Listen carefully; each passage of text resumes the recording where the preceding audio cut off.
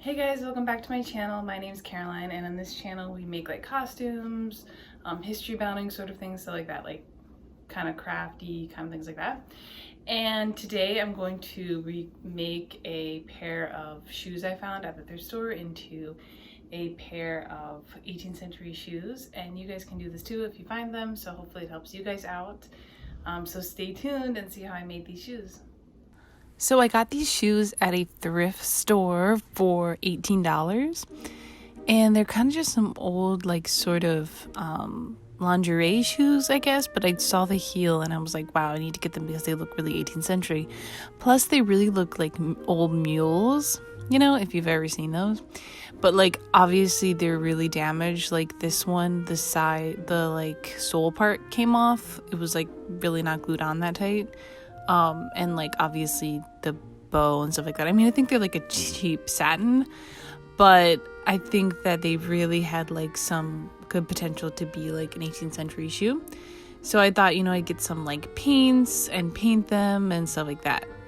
So the first thing I did was kind of just start removing the bows and like kind of getting down to the guts of the shoe. So here I'm just gonna remove like the old bow. I don't think it particularly looks 18th century, and it was stapled on. So I got rid of that.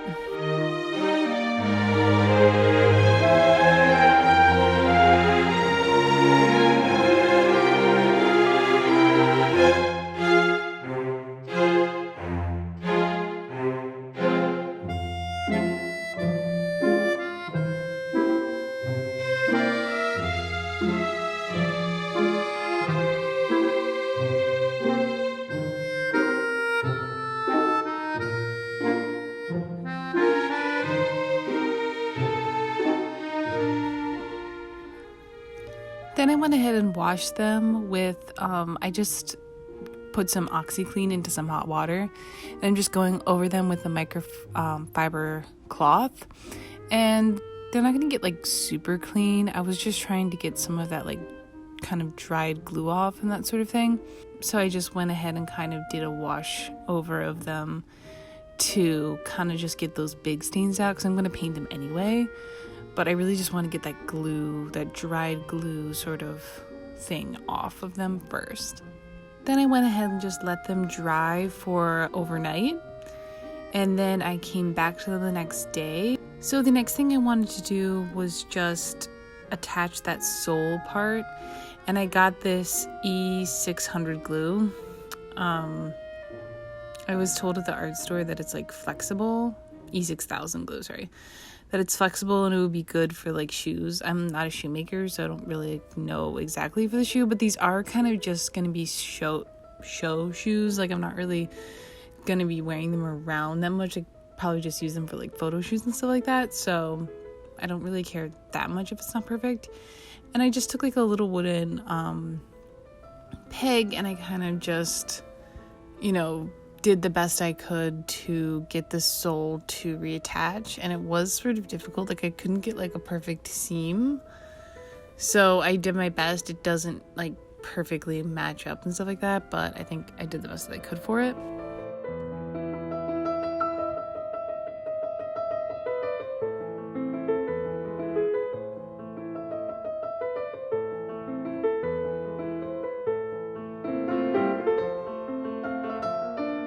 This is how I attempted to get the glue to stay. I just put a bunch of ribbons on it and then I put it underneath my Chewy box for my cat. But so it still didn't like perfectly cure, but I think it like did it enough that you can't really tell unless you're looking really closely.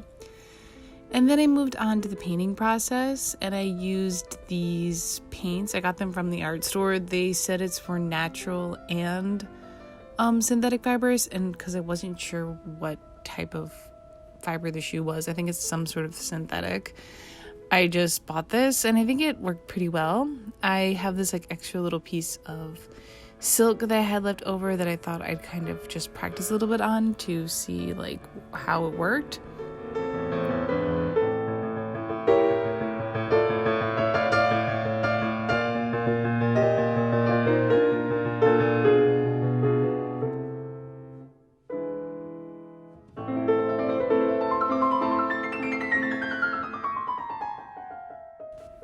I also use just a little bit like on the inside of the shoe. I just put a few little brush strokes so I could see like what the paint did, like if it bled and stuff, so just get an idea when I went on the actual shoe. And then I have this kind of rough example that I have like what kind of design I kind of wanted for the shoe. It's really just like a guideline for me so I can kind of go along with it. I measured out the shoe and made this drawing, like what it would look like if it was totally completely laid out. And I kind of went along those guidelines, but it doesn't exactly, look like it, but that's fine. I just wanted like a sort of guideline to go by. And then I'm just gonna speed this up for you guys so you can see the process of painting these shoes.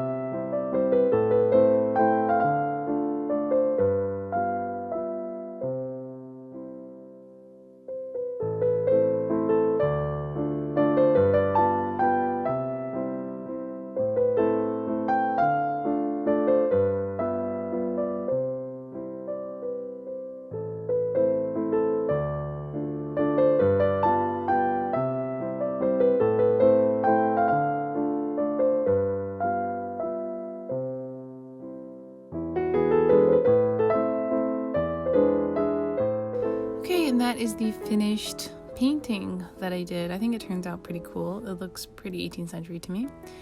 I did look up some extant photos of shoes that had sort of silk painting on them, and I kind of was going off that, but not exactly. So the next step I did was I decided to do this green trim around the outer edge of the shoe. It seemed like that was like a popular thing to do during the time, and it would cover up that stitching that's there like as a modern shoe, and I wanted it to look pretty like handmade and that sort of thing, so I think it gives a nice feel. This is just some tape I had. I got this from a thrift store, so I'm not even sure like what kind of material this is, and it could be silk, I don't actually know, but I think it gives a nice sort of tie-in, and I just went around with whip stitches around the whole thing, and then on the inside I did the same thing.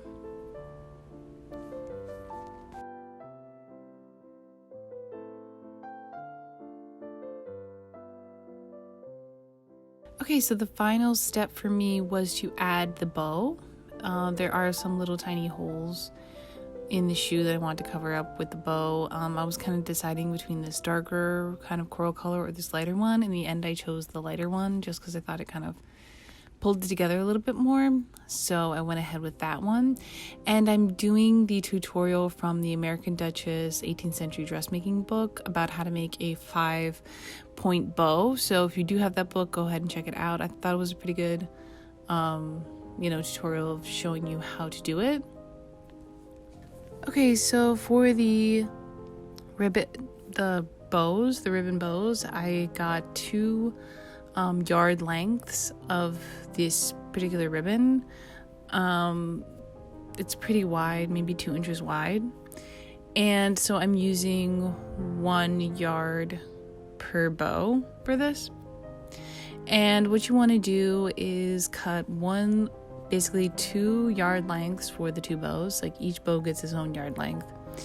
But I mean, if you want it depends on how big you want the bow. Like if you wanted a smaller bow, obviously this would be a shorter ribbon. If you want a longer bow or like a bigger bow, you would do a longer piece. So, and then I kind of figured out where the 3rd mark was, because I'm gonna cut 2 pieces, and 1 piece is gonna be about 2/3 long, and one's 1/3 long of the entire length.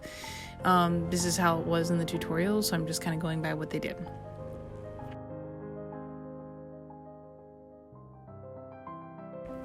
So now that I have my lengths of ribbon, I kind of divvy that up so each gets a long one and each gets a short ribbon. And then what I do is I fold over the longer piece so it comes around kind of 2/3 of the way down than the other piece. Then I make some, like, I don't know what you call this kind of stitch, but running stitch, yeah. I make little running stitch because I know I'm going to like scrunch the fabric together, so I just make them. It doesn't have to be perfect because I'm going to scrunch the fabric together.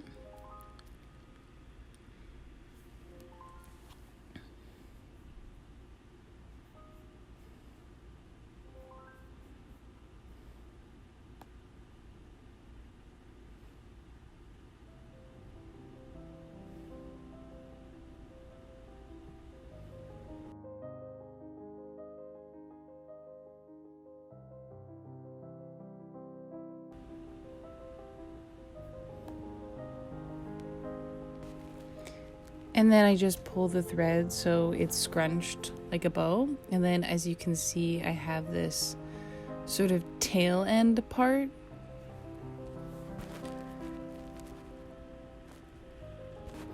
And that part I'm going to kind of fold over because it's going to become its own little bow.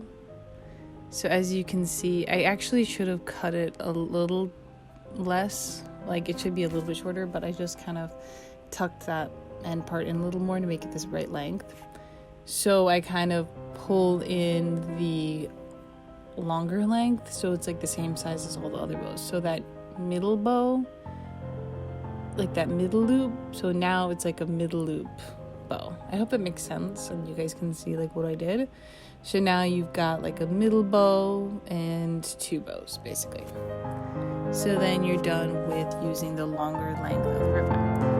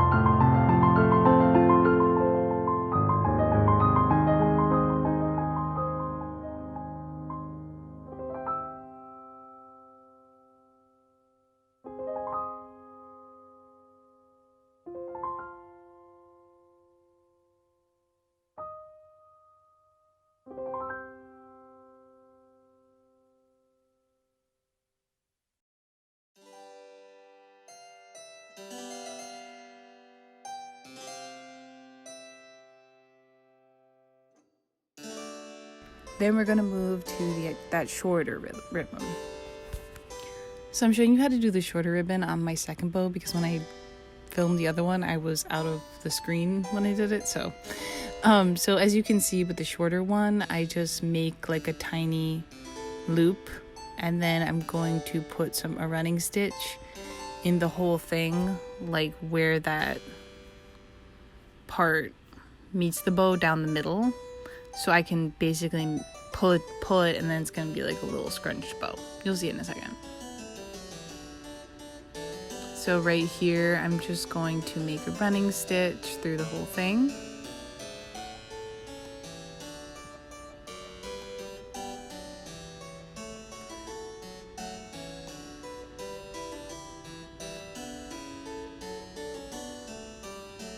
And then I just pull it, and then it's like the completed smaller bow.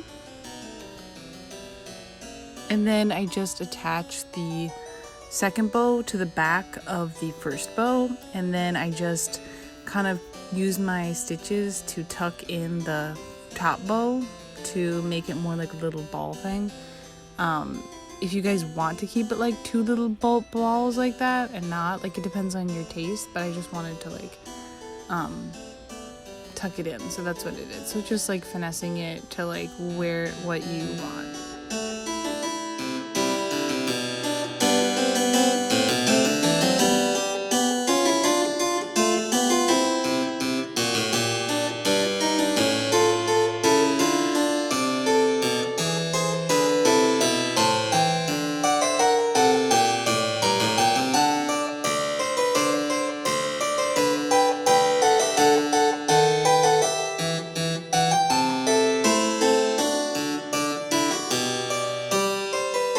And then here is the completed bow.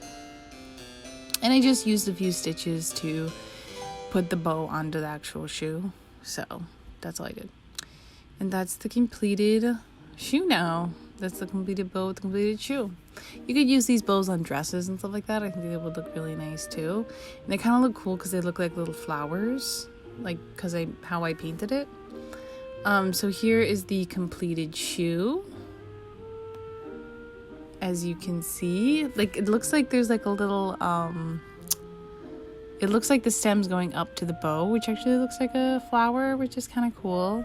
I didn't really do that on purpose, but anyway, there is the completed shoe. I hope you guys liked this video. I think they look very 18th century. What do you guys think? I think you guys could do this too. It wasn't that hard to do. You guys could do maybe smaller flowers if you're intimidated with like a lot of painting. You could just do little vine things or whatever, but I would just definitely keep looking at your local thrift stores for shoes that, you know, have like that sort of look, or like old satin shoes that you can paint also, because you could do this for other centuries as well, like Victorian too. I think would also work really well. Alright, you guys, thank you so much for watching. I hope you enjoyed this video. If you did, please give it a subscribe, give it a thumbs up. Thank you so much for everybody who has been supporting me and subscribing to my channel. I really appreciate it. All the support with COVID and stuff like that. I do put a lot of work into the videos, so it's really nice when I get a comment and stuff like that. I really do appreciate it. Alright, thank you guys so much for watching. Bye!